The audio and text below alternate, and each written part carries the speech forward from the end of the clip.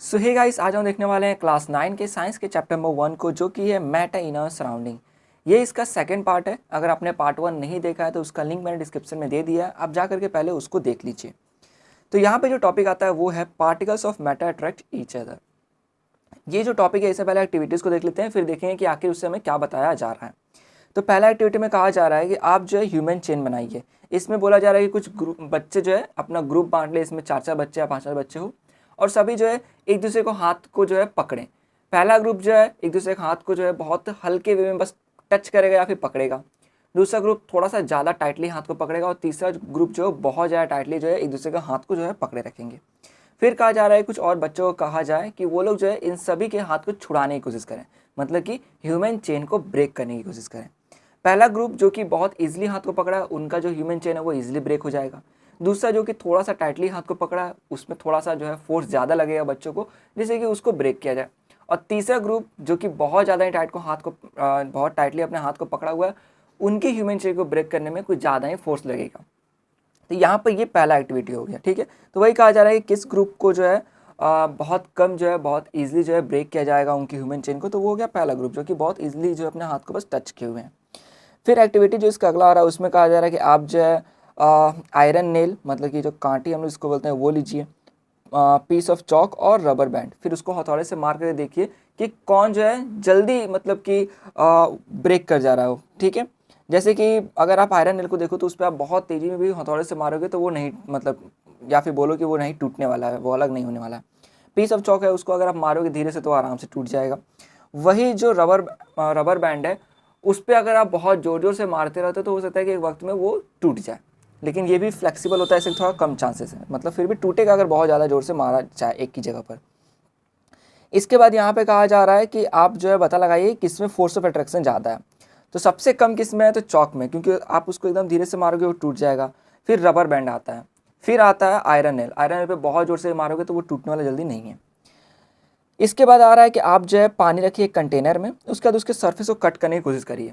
जैसे जैसे अपने हाथ को आप अंदर घुसाइएगा तो आपको लगेगा कि आपने उसके सरफेस को कट कर दिया, लेकिन जैसे ही अगर आप अपने हाथ को बाहर निकलते हैं फिर वापस पानी अपने जगह पर आ जाएगा। तो ये क्या बताता है, ये सब चीज़ बता रहे हैं कि फोर्स ऑफ अट्रैक्शन को, जो कि पार्टिकल्स को जो है एक साथ रख रहे हैं। जो भी फोर्स है पार्टिकल्स के बीच में जो कि उन्हें एक साथ रखता है, उसको हम लोग क्या बोलते हैं, फोर्स ऑफ अट्रैक्शन कहते हैं। The strength of the force of attraction varies from one kind of matter in another. और हर मैटर में जो है फोर्स ऑफ अट्रैक्शन अलग अलग रहता है, लेकिन सॉलिड में थोड़ा ज़्यादा होता है, लिक्विड में थोड़ा कम, और एयर में बहुत ही कम होता है। तो यहाँ पे हमें क्या बताया जा रहा है कि सभी जो पार्टिकल्स है उनके बीच में एक फोर्स है जो कि उन्हें एक साथ जोड़े रखा है, उसी को हम लोग क्या बोलते हैं, फोर्स ऑफ अट्रैक्शन। जो सॉलिड हो गया उसमें फोर्स ऑफ अट्रैक्शन ज़्यादा होता है, लिक्विड में थोड़ा कम होता है, और गैसेस में बहुत ज़्यादा कम होता है। अब यहाँ पे टॉपिक आता है जो कि है स्टेट्स ऑफ मैटर। इसके अंदर में बताया गया है कि हमारी आसपास में जितनी भी चीज़ें हैं वो मेनली 3 स्टेट्स में पाई जाती हैं, जो कि है सॉलिड, लिक्विड एंड गैस। अब यहाँ पे क्वेश्चन आता है कि जितने भी मैटर्स हैं वो सारे जो है पार्टिकल से मिलकर बने हैं, तो आखिर क्यों जो है ये अलग अलग स्टेट्स में पाए जाते हैं, लाइक कोई होता है सॉलिड में, कोई लिक्विड में, कोई गैसेस में। तो यहाँ पे इसका रीज़न है कि जो मैटर के पार्टिकल्स होते हैं ना, उनके कैरेक्टरिस्टिक में थोड़ा वेरिएशन होता है, उसके वजह से जो है अलग अलग स्टेट्स हमको मैटर के देखने को मिल जाते हैं। जैसे कि एग्जांपल देता हूँ छोटा सा, लाइक के जो पार्टिकल्स होते हैं गैसेस में बहुत दूर दूर पे होते हैं, वही जो लिक्विड में होते हैं वो थोड़े से पास होते हैं, और वही सॉलिड में बहुत ज़्यादा ही पास होते हैं। तो इससे होता ये कि इससे उनके शेप पर असर पड़ता है, उनके जो कंप्रेसिबिलिटी हो गया, ठीक है, इन सब चीज़ों पे वॉल्यूम हो गया, उन सब चीज़ों पे असर पड़ता है। तो इस चीज़ को जो है हम लोग सॉलिड स्टेट को लेकर के समझते हैं। जैसे हमें बोला गया है कि आप जो है पेंसिल ले लो, बुक ले लो, और जो एक थ्रेड मीन्स एक धागा ले लो, उनका जो शेप है उसको नोट कर लो कि कितना उनका शेप है।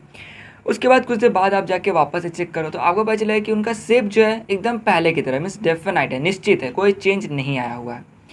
तो यहाँ पर ये क्यों होता है, तो ये इसलिए होता है क्योंकि ये जो सॉलिड स्टेट वाले जो मैटर होते हैं ना, ठीक है, उनका जो पार्टिकल्स होता है वो बहुत ही पास पास होता है, बहुत ज़्यादा पास, इसलिए उनका शेप जो एकदम डेफिनेट रहता है, एकदम निश्चित, उसमें कोई चेंज नहीं आता। इस चीज़ को एक छोटे से एग्जाम्पल से मैं क्लियर करता हूँ।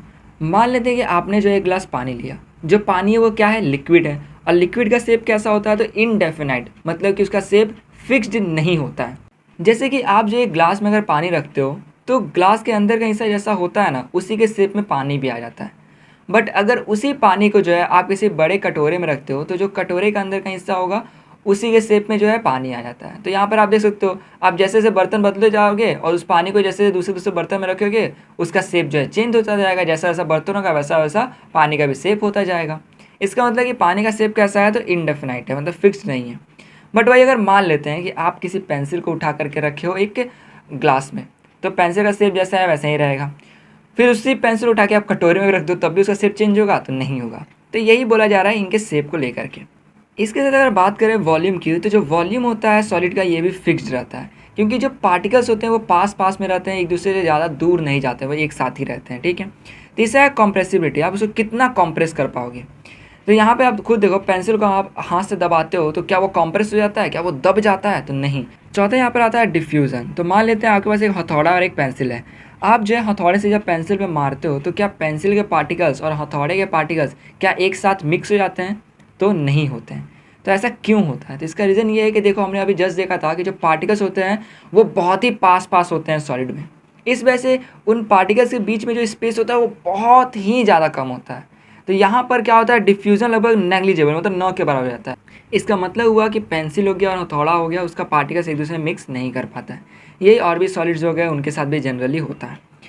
उसके बाद आता है फ्लूइडिटी। तो हमने जस्ट देखा था इसका शेप कैसा होता है, तो डेफिनेट होता है, मतलब कि एकदम फिक्स्ड होता है। तो फ्लूइडिटी मतलब क्या होता है, जो चीज़ फ्लो करे। ठीक है। तो यहाँ पर क्या ये फ्लो करता है, नहीं। पेंसिल क्या फ्लो करता नहीं, जैसा है वैसा ही वो रहता है। तो फ्लूइडिटी क्या हो गया, तो नेग्लिजिबल, मीन्स न के बराबर। लास्ट में है रिजिडिटी। रिजिडिटी मतलब होता है कि आखिर वो कितना सख्त है, मतलब अगर आप उसको बैंड करना चाहो तो वो जल्दी बैंड ना हो। अगर वो जल्दी बैंड नहीं होता, इसका मतलब ये बहुत ज़्यादा सख्त है।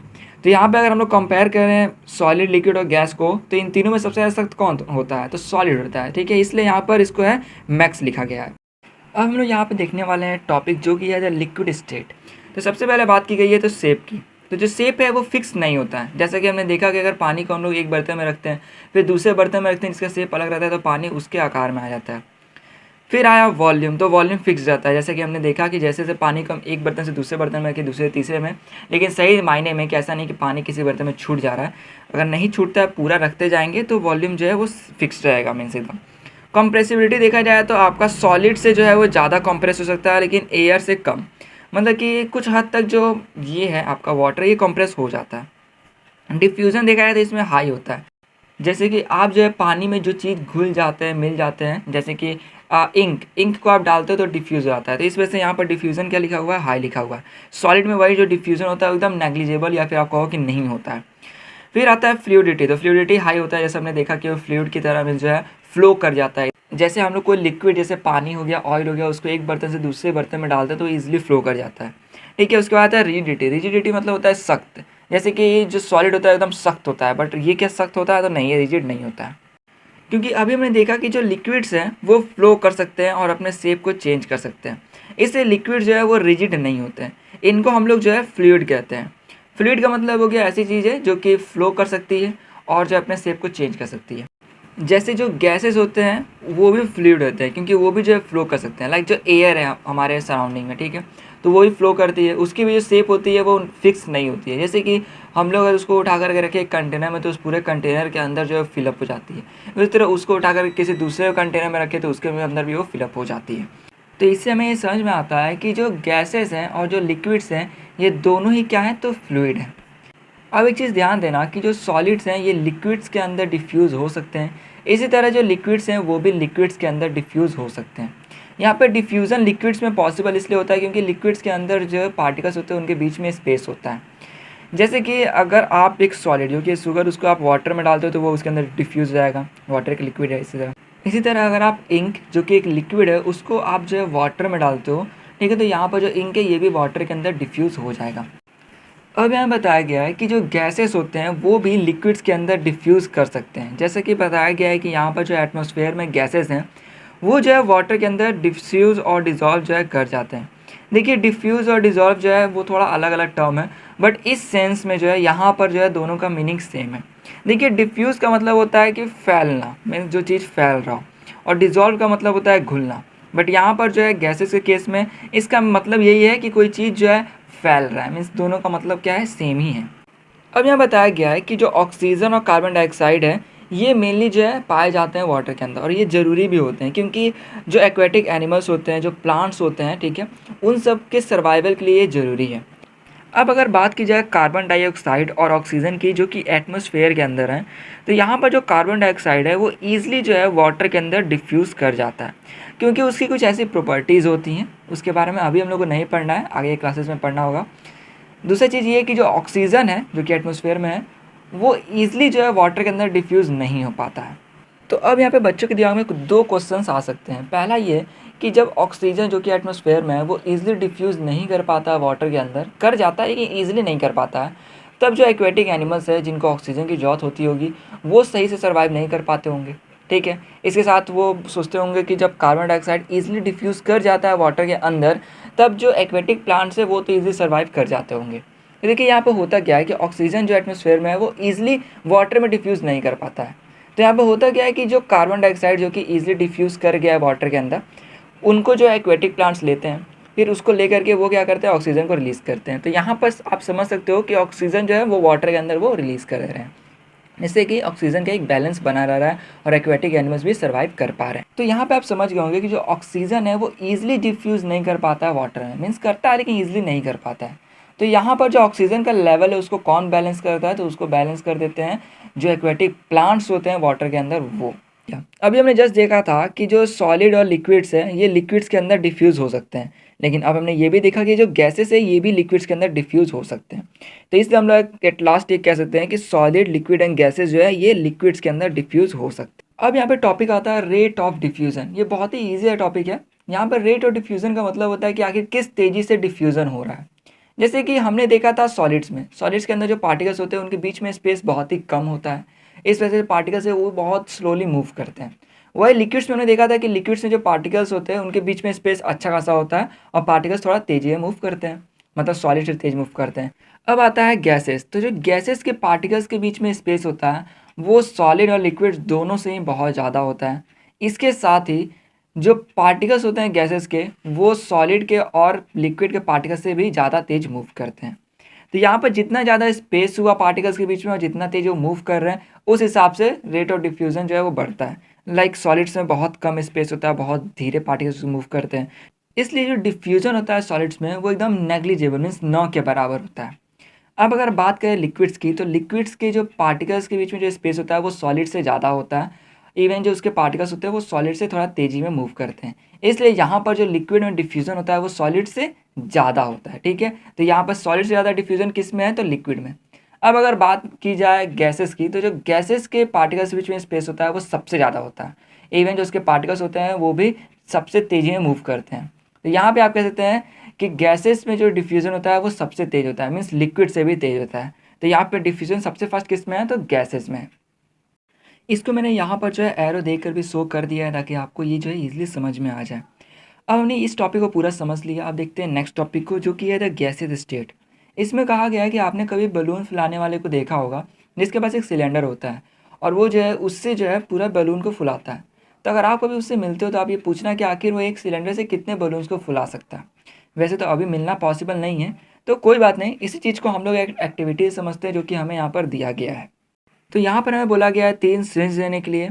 अगर आपके पास एक भी है तो उससे भी काम चल जाएगा। उसका जो पिस्टन है उसको आप बाहर निकाल दीजिए।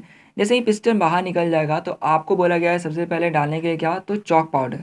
चॉक पाउडर नहीं था तो मैंने यहाँ पर कैसे कैसे मतलब जो बालू होता है ना वो इंतजाम करके इससे मैंने डाला। ठीक है, लगभग दोनों ही सेम है, दोनों ही सॉलिड है। तो यहाँ पर उसको डाल दिया गया। फिर बोला जा रहा है जैसे आप उसको डालते तो उसका जो आगे का जो ओपनिंग है ना उसको कर्क से जो है ऑफ कर दें, बंद कर दें। बट मेरे पास कर्क नहीं था तो मैंने उसको अपनी उंगली से ही होल्ड करके रखा हुआ था ताकि कुछ भी जो है मतलब बालू हो गया कुछ और जो इसमें से बाहर ना निकले। इसके बाद आप क्या कीजिए, जो पिस्टन है उसको वापस से लगा दीजिए। आप चाहे तो वैसलीन ये सब यूज़ कर सकते हैं, इससे कि वो इजली अंदर चला जाए।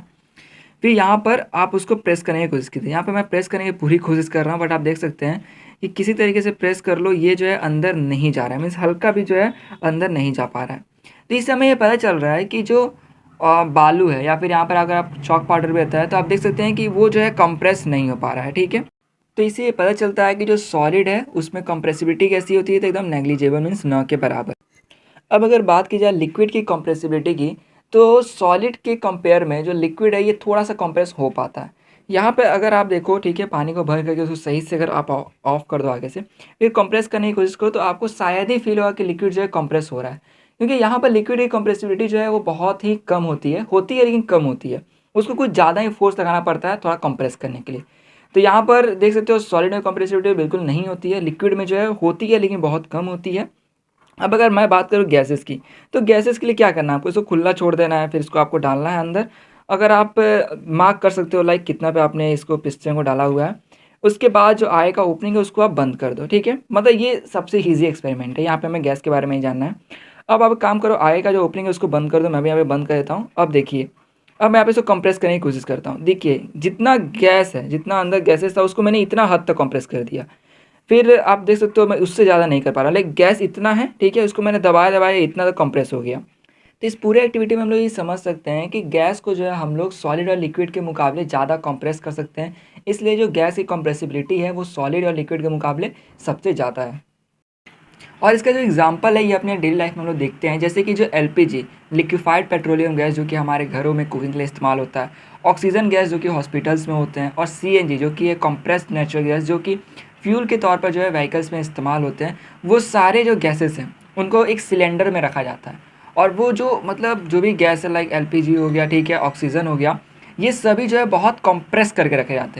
इसलिए गैसेस की जो हाई कंप्रेसिबिलिटी होती है उसके वजह से ज़्यादा मीन्स लार्ज वॉल्यूम के गैस को भी जो है कंप्रेस करके एक छोटे से सिलेंडर में डाल दिया जाता है।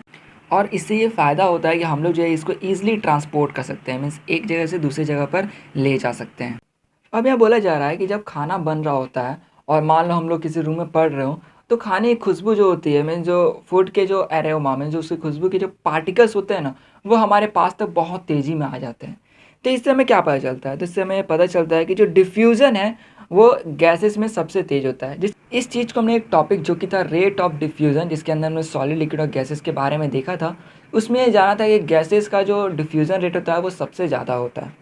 इसका रीज़न मैंने देखा था क्योंकि जो पार्टिकल्स होते हैं गैस के उनके अंदर स्पेस ज़्यादा होते हैं और वो तेज़ी में जो है मूव करते हैं।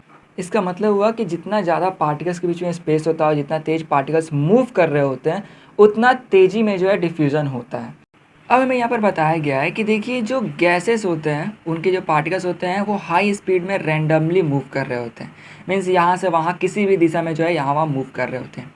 ये जो इनका रैंडम मूवमेंट होता है ना, इस वजह से बहुत सारे पार्टिकल्स जो होते हैं गैसेस के वो एक दूसरे से टकराते हैं, या फिर अगर किसी कंटेनर में हुए तो उनके वॉल से जो है टकराते हैं। जैसे मान लो कि एक बलून है, ठीक है, और बलून के अंदर हवा भरा गया है, तो ये जो एयर के पार्टिकल्स हैं वो एक दूसरे से टकराएंगे, फिर जो पार्टिकल्स है वो जो बलून का जो अंदर का सरफेस होगा उस पर जो जा कर के टकराएंगे। अब यह बताया जा रहा है कि जो गैस के पार्टिकल्स होते हैं वो प्रेशर जो है एक्सर्ट करते हैं किसी चीज़ पर, और ये ऐसा इसलिए करते हैं क्योंकि जो गैस के पार्टिकल्स होते हैं वो कुछ दूरी पर, कुछ मीन्स पर यूनिट एरिया पे जो है फोर्स जो है एक्सर्ट कर रहे होते हैं। इसी को हम लोग बोलते हैं कि जो गैस के पार्टिकल्स है वो प्रेशर एक्सर्ट कर रहे हैं। जैसे कि देखो, आप जो है टायर में हवा भरते हो, जब टायर में आप हवा भरते रहते हो, जितने ज़्यादा उसके अंदर हवा भरते हो मीन्स जितना ज़्यादा गैस के पार्टिकल्स अंदर जाते हैं वो उतना ज़्यादा जो है उसके हिस्से पे मीन्स जो उसका सरफेस होता है उस पर मीन्स पर यूनिट एरिया आप इसको समझ लो, उस पर जो है फोर्स वो लगा रहे होते हैं। जैसे वो फोर्स लगा रहे होते हैं और जितना ज़्यादा वो फोर्स लगाते हैं, मीन्स जितना ज़्यादा हम हवा भर रहे होते हैं तो फोर्स लगा रहे हैं, तो हम लोग बोलते हैं कि प्रेशर जो है ये बढ़ता जा रहा है। और जब टायर में ज़्यादा प्रेशर हो जाता है हद से ज़्यादा, तो टायर जब सहन नहीं कर पाता है टायर फट जाता है। तो यही हो गया प्रेशर, ठीक है। तो अब हम लोग देख लेते हैं गैसेस की प्रॉपर्टीज़ को। तो सबसे पहले आता है शेप। तो देखो जो गैसेस का शेप होता है वो फिक्स्ड नहीं होता है, मतलब आप जिस भी कंटेनर में रख दो या किसी भी चीज़ में रख दो उसका जो भी शेप होगा उस शेप में गैसेस आ जाते हैं। दूसरा है वॉल्यूम। तो देखो वॉल्यूम हमने देखा था सॉलिड में कि सॉलिड का वॉल्यूम फिक्स होता है, लिक्विड का भी वॉल्यूम फिक्स होता है। जैसे कि अगर एक 50 ml इतना मैं वाटर लेता हूँ, उसको चाहे मैं एक गिलास में डालता हूँ, ठीक है, चाहे वो 1 लीटर का ही ग्लास क्यों ना हो, तो देखो यहाँ पर वाटर जो है उसका शेप तो चेंज होगा, जिस भी कंटेनर में जाएगा उसका शेप ले लेगा, बट जो वॉल्यूम रहता है वो सेम रहता है।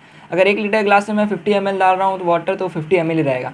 और अगर मैं उसी 50 ml वाटर को उठा करके किसी बड़े कंटेनर में डालता हूँ जो कि 5 लीटर की कैपेसिटी वाला है, जिसका शेप अलग है, तो वो 50 ml का वाटर जब उस कंटेनर में जाएगा तो उसका जो ml में जो वॉल्यूम है वो तो सेम ही रहेगा, बट उसका शेप चेंज हो जाएगा। तो यहाँ पर लिक्विड में क्या होता है, शेप चेंज होता है, वॉल्यूम वही रहता है। अगर उसी चीज़ को मैं यहाँ पर एयर में देखूँ, तो मान लो आपने एक छोटे से कमरे में जो है जितना एयर है, ठीक है, उसको रखा है, तो एयर पूरा उस कमरे को फिलअप कर लेता है। फिर उतना ही एयर को उठा करके आप बड़े कमरे में डाल देते हो, तो वहाँ पर जो है एयर उस कमरे का जो शेप रहता है वो तो ले ही लेगा, बट वो क्या करेगा कि उस पूरे कमरे में फिर फैल जाएगा, क्योंकि उसके पार्टिकल्स दूर दूर होते हैं और एकदम दूर दूर जो है टकराते रहते हैं।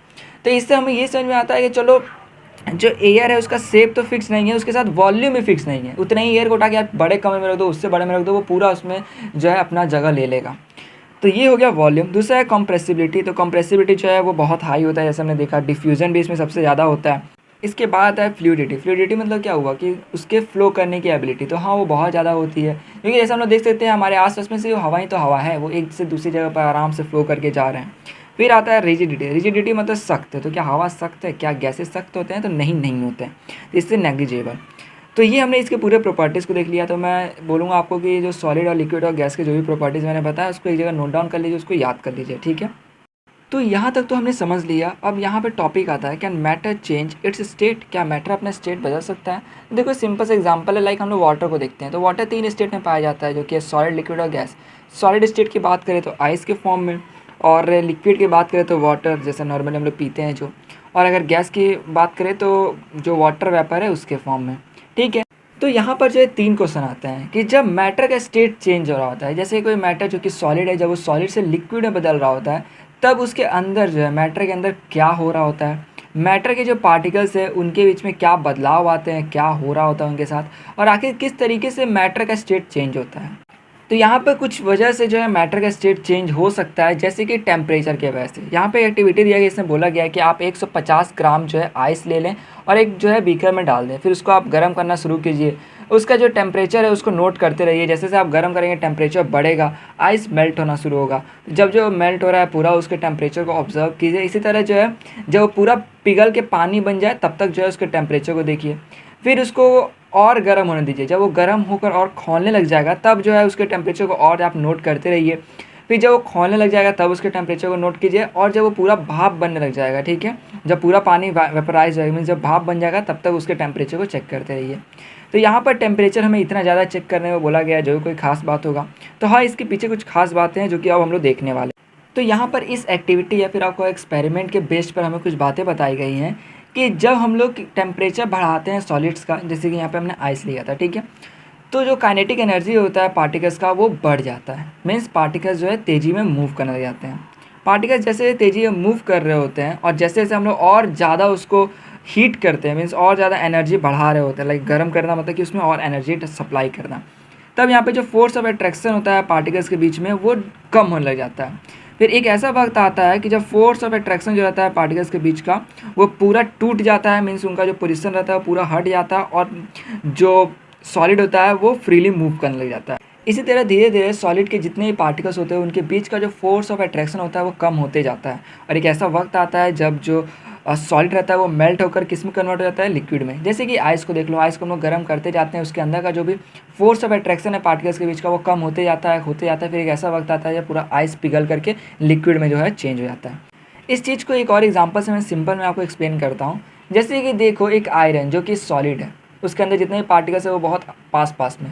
जैसे ही मैं आयरन को हीट करने लग जाता हूँ और गर्म करता हूँ, तो जो आयरन के पार्टिकल्स होते हैं वो मूव करना मीन्स जो है स्टार्ट कर देते हैं। जैसे जैसे मैं उसको हीट करूँगा उनका काइनेटिक एनर्जी पार्टिकल्स का बढ़ेगा, मीन्स पार्टिकल्स तेज़ी में मूव करने लग जाएंगे। और फिर जैसे जैसे और ज़्यादा मैं उसको हीट करते जाऊँगा तो जो पार्टिकल्स है वो और तेज़ी में मूव करेंगे, और जो पार्टिकल्स के बीच का जो फोर्स ऑफ अट्रैक्शन है वो धीरे धीरे कम होता जाएगा। इससे होगा ये कि आयरन जो कि एक सॉलिड फॉर्म में था वो धीरे धीरे मेल्ट होना शुरू करेगा और एक लिक्विड फॉर्म में आ जाएगा, लेकिन कि जो है ना बहना शुरू हो जाएगा आयरन जैसे, ठीक है। अब हमें कहा गया है कि जिस भी टेम्परेचर पे एक सॉलिड मेल्ट होकर लिक्विड में बदल जाता है किसी एटमॉस्फेरिक प्रेशर पर, ठीक है, तो उसे हम लोग क्या बोलते हैं? Melting point. जैसे कि दो सॉलिड्स का मैं एग्जांपल देता हूँ। जैसे एक आइस हो गया, आइस जो है 0 डिग्री सेल्सियस पे आते आते जो है वो मेल्ट होना शुरू कर देता है, मीन्स वो मेल्ट होकर लिक्विड में चेंज होने लग जाता है। इसी तरह अगर बात करें आयरन की, तो आयरन जो है जब उसको हम लोग 1500 डिग्री तक गर्म करते हैं तब जाकर वो मेल्ट होना शुरू करता है। यहाँ पर आप क्वेश्चन आपके दिमाग में आ सकता है कि आखिर आइस 0 डिग्री पर ही मेल्ट होने जा रहा है और आयरन इतना ज़्यादा डिग्री पर क्यों मेल्ट हो रहा है? तो ये होता है कि जिसका जितना ज़्यादा फोर्स ऑफ अट्रैक्शन होता है उसको उतना ज़्यादा हीट करने पर ही वो मेल्ट हो पाता है। तो अब यहाँ पर बोला गया है कि देखो जो मेल्टिंग पॉइंट है आइस का ये क्या होता है? तो 0 डिग्री सेल्सियस होता है। उसी को हम लोग बोलते हैं 273.16 केल्विन। तो यहाँ पर हम लोग जो है इसको राउंड फिगर में ले लेते हैं, मतलब कि 0 degree is equal to 273 kelvin. तो एक चीज़ ध्यान देना कि यहाँ पर एग्ज़ाम में पूछा जाता है कि अगर 4 डिग्री है तो कितना केल्विन हुआ। तो जितना भी डिग्री होगा उसके अंदर आप 273 प्लस कर दोगे तो वो केल्विन निकल कर आ जाएगा। वही अगर आपको केल्विन दिया होगा लाइक 373 केल्विन दिया हुआ है तो 373 केल्विन में से जो 273 केल्विन, इसको याद कर लीजिएगा, इसको आप माइनस कर देंगे तो डिग्री निकल जाएगा। तो इस तरीके से आपको जो है चेंज करने को दिया रहेगा डिग्री से केल्विन और केल्विन से डिग्री में, तो इसको याद कर लीजिएगा। अब हमें यहाँ पर एक इम्पॉर्टेंट सी चीज़ बताई गई है कि जो प्रोसेस होता है मेल्टिंग का, मतलब कि जब कोई चीज़ जो कि सॉलिड स्टेट में है वो लिक्विड स्टेट में चेंज होती है तो इसको हम लोग बोलते हैं फ्यूज़न। में जो प्रोसेस ऑफ मेल्टिंग जिसके अंदर कोई चीज़ सॉलिड स्टेट से लिक्विड स्टेट में चेंज हो रही है तो इस पूरे प्रोसेस को हम लोग क्या बोलते हैं, फ्यूज़न बोलते हैं। जैसे कि एग्जांपल के तौर पे ले लो आइस, जो कि सॉलिड स्टेट में है, जब वो मेल्ट होकर के जो है लिक्विड स्टेट में बदलता है मीन्स वाटर में, तो हम लोग इसको क्या बोलते हैं, फ्यूज़न कहते हैं। सो आज की इस वीडियो में सिर्फ इतना ही। आशा करूँ आपको वीडियो अच्छी लगी। वीडियो अच्छी लगी तो प्लीज़ लाइक कर दे, दोस्तों से शेयर कर दे और चैनल को सब्सक्राइब करना बिल्कुल भी ना भूलें। तो मिलते हैं अब इसके नेक्स्ट पार्ट की वीडियो में।